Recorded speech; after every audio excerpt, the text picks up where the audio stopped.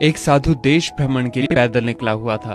एक बार रात हो जाने पर वो किसी गांव में आनंद नाम के व्यक्ति के दरवाजे पर रुका। आनंद ने साधु की खूब सेवा की। दूसरे दिन आनंद ने बहुत सारे उपहार देकर साधु को विदा किया। साधु ने आनंद के लिए प्रार्थना की, भगवान करे तू दिनों दिन बढ़ता ही रहे। साधु की बात सुनकर आनंद हंस पड़ा और बोला, अरे महात्मा जी, जो है ये भी नहीं रहने वाला। साधु आनंद की ओर देखता रह गया और वहां से चला गया। 2 वर्ष बाद साधु फिर आनंद के घर आया और देखा कि सारा वैभव समाप्त हो गया है। पता चला कि आनंद अब बगल के गांव में एक जमींदार के यहाँ नौकरी करता है।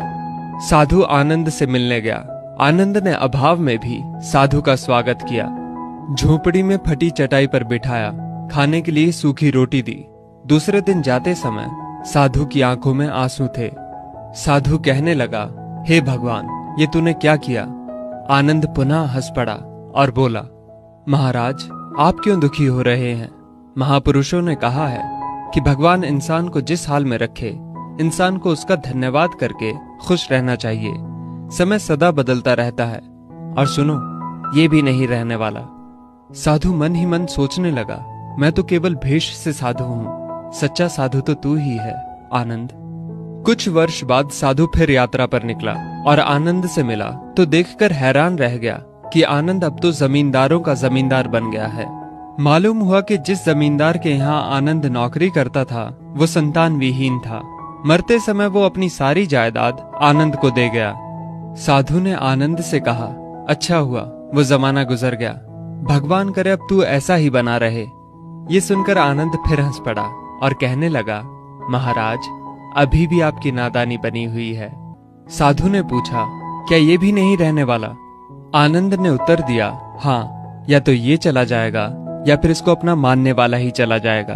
कुछ भी रहने वाला नहीं है, और अगर शाश्वत कुछ है तो वो है परमात्मा, और उस परमात्मा की अंश आत्मा। आनंद की बात को साधु ने गौर से सुना और चला गया। साधु कई साल बाद फिर लौटता है तो देखता है कि आनंद का महल तो है, किंतु कबूतर उसमें गुटरगू कर रहे हैं और आनंद का देहांत हो गया है। बेटियां अपने अपने घर चली गईं, बूढ़ी पत्नी कोने में पड़ी है। साधु कहता है, अरे इंसान, तू किस बात का अभिमान करता है? क्यों इतराता है? यहाँ कुछ भी टिकने वाला नहीं है। दुख या सुख कुछ भी सदा नहीं रहता।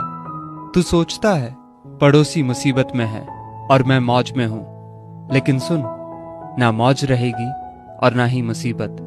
सच्चे इंसान वे हैं जो हर हाल में खुश रहते हैं।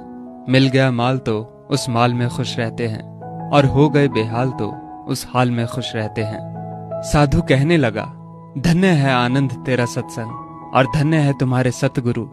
मैं तो झूठा साधु हूं, असली फकीरी तो तेरी जिंदगी है। अब मैं तेरी तस्वीर देखना चाहता हूं, कुछ फूल चढ़ाकर दुआ तो मांग लूं। साधु दूसरे कमरे में जाता है तो देखता है कि आनंद ने अपनी तस्वीर पर लिखवा रखा है, आखिर में ये भी नहीं रहेगा।